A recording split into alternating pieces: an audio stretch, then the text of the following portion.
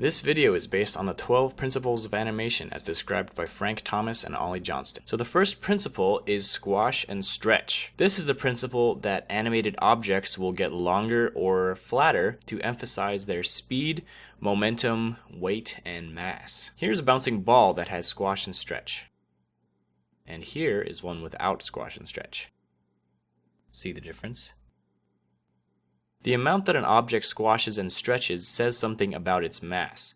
The more squash and stretch, the softer the object. The less squash and stretch, the stiffer the object. This first one looks like a water balloon, and the second one probably would be a bowling ball. Squash and stretch applies to characters too. Look at how this figure is stretching from the speed that he's coming down with, and then he squashes after he lands before settling in his pose. You can also use squash and stretch to exaggerate facial expressions. Let's add some squash and stretch to this face. When his eyes are closed, his face is squashed, and when he opens his eyes in disbelief, his face stretches up and settles back to normal. It's very important to keep the volume of the object consistent. This is what a lot of people mess up with when they're first trying to do squash and stretch. They'll elongate the ball like this and flatten it like this. This is what you should not do. The overall volume of the ball must be the same. So as the ball gets longer, it also gets narrower. When it gets flatter, it also gets wider. The same goes with cubes. If you're going in with one line, the other lines must go in the opposite direction. The cube should start out narrow, get flat, get narrow again, and then rest. In-betweening with cubes is easy because you can measure the line in between the two lines and then connect them to make the cube. If you master squash and stretch with cubes, the next step is to try to do it in 3D. Another important note is that the ball does not have to be stretching the entire time that it's falling. When it's just starting to fall, it should have its normal shape for the most part. And then when it's just about to hit the bottom, that's when it has the most stretch. So do not overdo squash and stretch in this sense. Alright, the second principle of animation is called anticipation. This is when a character prepares for an action to give the audience a clue as to what is happening next, as well as to make the action appear more realistic. One example is when a character is about to jump. Before leaping into the air, he has to prepare for the action by crouching down to build energy. It's like a spring that coils up before releasing. Look at this character jumping without any anticipation. It looks very unrealistic because the energy to jump comes out of nowhere. Here's another example, a punch. To add power to the punch and communicate to the viewers that he is about to punch, he reaches his arm back and then punches. By contrast, having no anticipation results in a very weak punch.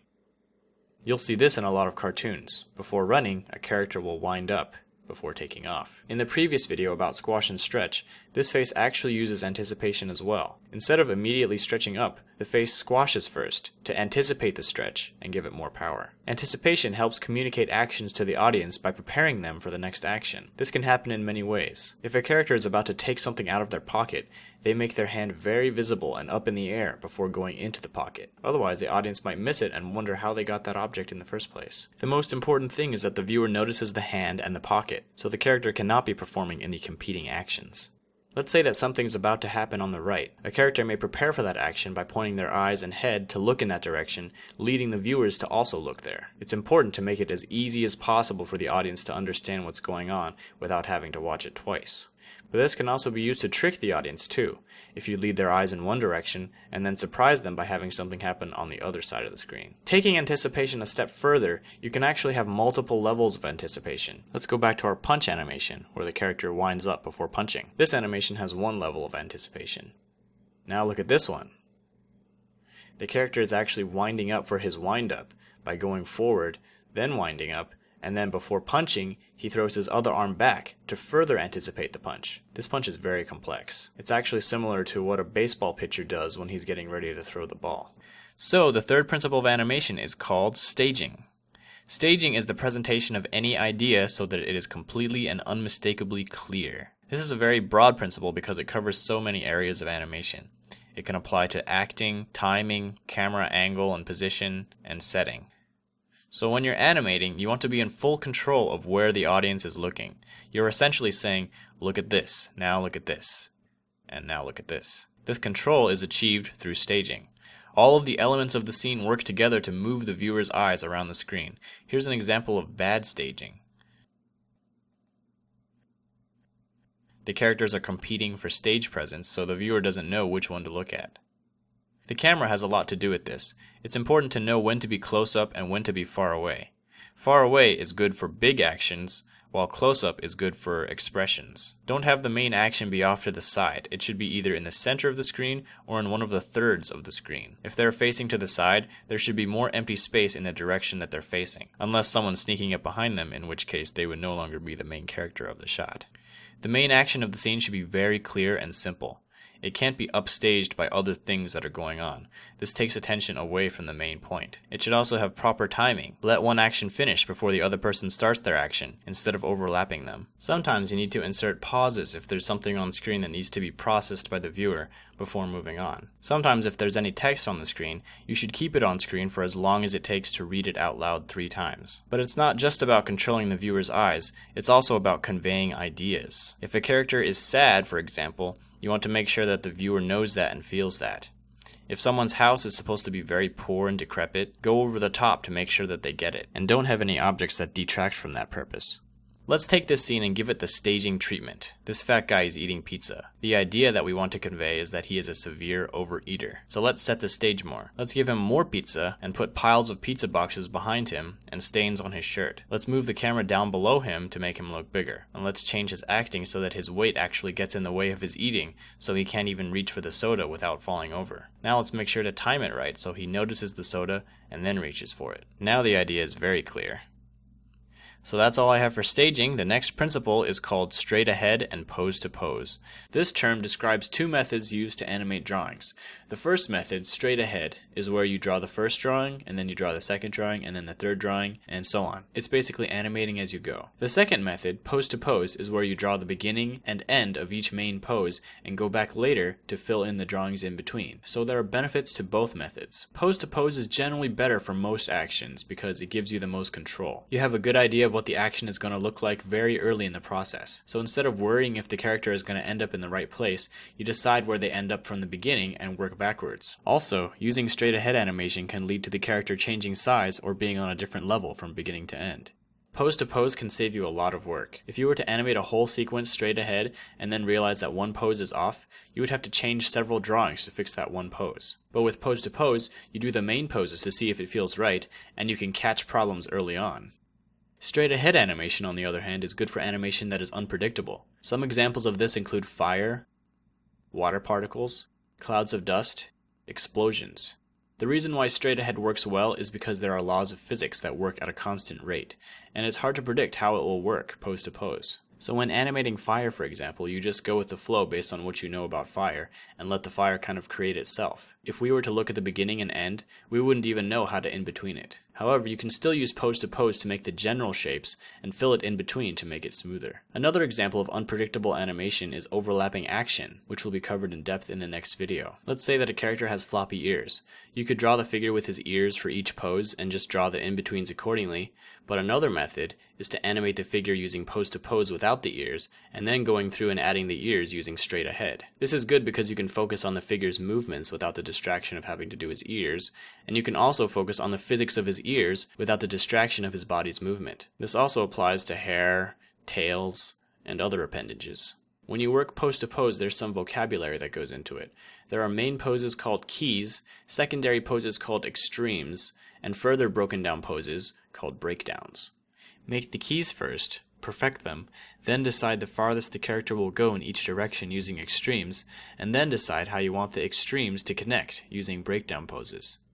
At this point, you can start in-betweening. Working with this sort of hierarchy will give you the most control, as opposed to doing your pose to pose straight ahead, so to speak. This is like pose to pose within pose to pose, because you are perfecting the poses at each level before moving down to the next level. So that's all I've got for straight ahead and pose to pose. The next principle is called follow through and overlapping action. This is the technique of having body parts and appendages drag behind the rest of the body and continue to move when the body stops. Follow through and overlapping action are often associated with another technique called drag. These names all describe the same thing but in different ways. For example, follow through refers to the way parts of the body continue to move after the body is stopped. Overlapping action describes the offset between the timing of the main body and its other parts. Drag describes the technique of delaying the movement of body parts in relation to the main body. All three of these are basically describing different aspects of the same thing. Follow through and overlapping action add a great deal of realism to a character. Here's a character with and without follow through and overlapping action. Basically, when the main body moves, the tip of the appendage should be the last to catch up, and when the body stops, the tip should follow through the farthest before settling back. This is true of not just appendages, but the whole body as well. When coming to a stop, often the body will follow through and then come back. Just as a character needs to anticipate his jump, he also needs to follow through his land. Sometimes the extra skin on a character can be treated as a separate entity with drag and follow through. Similar to squash and stretch, the amount of drag that you give something says something about its mass. The first one is like a TV antenna, while the second one is like a feather. It's usually easier to add the appendages after the animation of the main body is finished. When adding hair, for example, use the previous frame as an indicator of where the hair should be stretched towards. Since it has drag, it should be dragging from where it was in the last frame. In addition, make sure to let the hair follow through when the body comes to a stop. Arms are a good place to insert follow-through and overlapping action. Have the elbows lead the arm's actions. The elbow comes first, followed by the forearm, and then the hand. This is true even when walking. The forearms drag slightly behind the elbows, and the hands drag slightly behind the forearms. Overlapping action helps to break up an animation to make it more interesting. If we offset the movement of the arms and legs, the animation appears more graceful. If a character is standing up from the ground, we could offset the top half from the bottom half to make it look less easy and more realistic. So that's all I've got for follow through and overlapping action. The next principle is called slow in and slow out. This principle refers to the way pretty much all movement starts slowly, builds speed, and finishes slowly. This is one of the most important principles to achieving lifelike motion. Without slow in and slow out, things feel mechanical. That's because robots are one of the only things that actually move their parts at a constant speed. To use this principle in 2D animation, you take your extreme poses, draw a single in-between, and then draw in between those, then only in between the drawings closest to the extremes until you're satisfied with the amount of slow in and slow out. With 3D animation and motion graphics, adding slow in and slow out is a matter of changing the motion curves from linear to spline by adjusting the Bezier handles. As time progresses, the object starts slow, gets fast, and ends slowly. Use it wisely. For example, you wouldn't add a slow out to a bouncing ball as it's colliding with the ground, but you would add it as it's bouncing back up. You wouldn't add it to a bullet coming out of a gun, but you would add it as the gun comes up due to whiplash. Using this principle can allow you to only have to draw one in-between if the motion is quick enough. Draw one in-between and then add another frame on either end with the drawing slightly skewed in the correct direction, and then it's done. Sometimes you don't even have to add the one in-between. This kind of motion can be achieved in 3D with very extreme curves. Many people starting out with animation get impatient and draw the next frame very far away from the beginning. It's very unrealistic for a character to go from completely still to super fast, so adding a few drawings to ease into it will fix the problem. A good way to fix a choppy animation is to analyze the space between the drawings. They should be evenly spaced, with drawings closer together at the beginning of the action and at the end of the action, and drawings farther apart in the middle. So that's it for slow in and slow out. The next principle is called arcs. Very few organisms are capable of movements that have a mechanical in and out or up and down precision. Most living creatures will move in a circular path, otherwise known as an arc. So let's say that we were given these key poses and were told to fill in the poses in between. Simply taking the midway point between the poses will not work because this looks way too mechanical. The ball needs to follow an arc. Of course, we also need to consider the slow in and out caused by gravity. When doing this in 3D and motion graphics, we can achieve this effect by keeping the movement in the x-axis constant, but giving the movement in the y-axis a slow in and slow out. This will give the ball its arc. Now let's look at this head turn. Right now it looks pretty dull and straight, but if we add an arc to it, it gives it a little bit more character. Forgetting about arcs can lead to some obvious mistakes. For example, we may in-between this movement by calculating the midpoint like this and cause the shape of the object to shrink. If we were to draw a simple arc as reference, then this movement would be a lot easier and more realistic. Arcs can be added to almost any figure movement. This guy is landing on the ground. Let's have his body settle in an arc. This guy is reacting with shock. Let's have his body and arms follow an arc. This guy is taking a step. Have his body move down and up in an arc before he even takes his next step. This guy is kicking. Have his leg and body follow through in an arc. When movements are very fast, you can add arcs in the form of a smear. Take the beginning and end pose and draw an arc in between and fill it in the same color as the object, maybe slightly transparent or fragmented towards the end of the action. So that's it for arcs. Next we will be discussing secondary action. This principle is often associated with overlapping action, although according to Frank and Ollie, it means something very different. Secondary action describes gestures that support the main action to add more dimension to the character animation. For example, a character may be walking angrily. The primary action is the legs, and the secondary action is everything else. The arms swinging, the head bobbing, and the facial movements. Let's say a character is about to knock on a door. The secondary action of the other hand will communicate what kind of door knocking this is. If it's a fist, it makes him look angry. If it's dainty, it gives him a graceful, happy vibe. If it's tucked close while the head looks back and forth before knocking, it communicates that he doesn't want to be discovered. This guy is picking up a box. We can give him more personality by having him rub his hands together and twiddle them in the air while getting ready to pick it up. It's important not to let the secondary action dominate the primary action. If a figure has a sad expression that should be seen, and we are adding a secondary action of wiping away a tear, the hand shouldn't cover the face. On the other hand, don't let it go unnoticed. People might not even notice that there's a tear there unless you give it its own time. This is why the principle of staging is very important in secondary action. So let's take this simple bite animation and give it some secondary action. First, let's make him lick his lips to show that he's hungry. Next, let's make him close his eyes and have his eyebrows go up, showing that he likes it. Last, let's make him shake his head because he cannot believe how good it tastes. The primary action is the bite, but all the secondary actions add more dimension to the bite. So that's all I've got for secondary action. The next principle is called timing. This principle states that the personality and nature of an animation is greatly affected by the number of frames inserted between each main action. Basically, if you have many drawings that are very close together in between the two main poses, the action will be very slow. If you have very few drawings set far apart from each other, the action will be very fast. Less drawings means fast, more drawings means slow. One simple action can have 10 different meanings depending on how many frames you give it. This man is leaning from one shoulder to the other. With no in-betweens, it looks like his head is being hit by a tremendous force, nearly snapping off his neck. With one in-between, his head has been hit by a rolling pin or some other object. With two in-betweens, he has a muscle twitch. With three in-betweens, he's dodging the rolling pin or the other object. With four, he's saying, "Move it, get out of here." With five, he's more friendly, saying, "Over here, come on, hurry." With six, he sees the good-looking girl or the sports car he always wanted. With 7, he's trying to get a better look at something. With 8, he's searching for the peanut butter on the kitchen shelf.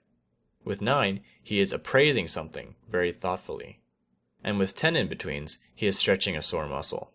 The standard frame rate for movies is 24 frames per second. If one drawing is made for each frame, 24 drawings per second, that is called drawing on ones. If one drawing is made for every 2 frames, that's called drawing on twos, and every 3 drawings is threes, and so on. It's actually very common to draw on twos rather than ones for a few reasons.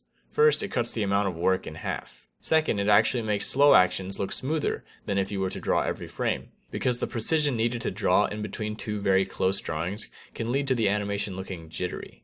Some would also say that drawing on twos is better for fast actions as well, because it gives a sparkle and spirit to the animation that would otherwise be too evenly timed and less lively if it were drawn on ones. But drawing on ones is necessary when there's a very fast action that needs to be read, often a scramble or a flurry of activity. And it's also everyone's choice how many drawings to put in between poses. Some people draw more or less frames depending on how much movement there is, and this can give a very dynamic effect to the animation. Alright, that's all I've got for timing. The next principle is called exaggeration. Basically, every action, pose, and expression can be taken to the next level to increase the amount of impact on the viewer. So the early animators at Disney would get confused because Walt would tell them to add more realism, but then when they changed it, he would criticize the result because it wasn't exaggerated enough. In Walt's mind, there was probably no difference. Making it more realistic didn't mean make the physics and proportions more consistent with reality, but rather make the idea or essence of the action more apparent and real. So if a character was sad, make him sadder. Bright, make him brighter. Worried, make him more worried. Wild, make him wilder. Exaggeration doesn't mean more distorted, but more convincing. It's amazing how you can always add exaggeration. This animation looks finished, right? But let's give it some exaggeration. Now when we compare the two The first one definitely looks less powerful, even though earlier we thought it was finished. When motions are quick, the exaggeration needs to be bigger in order to be noticed. This still frame looks way too extreme to be realistic, but when you play it in motion, it looks less extreme. That's because a lot of the frames that your eye perceives in a short time are less extreme frames, and only one of them is very extreme. So in order to boost its presence, you can either make it stay on screen longer, or make it more extreme. Since it's hard to tell how much room you have for exaggeration, a good rule to follow is to push the exaggeration level until it actually becomes too much.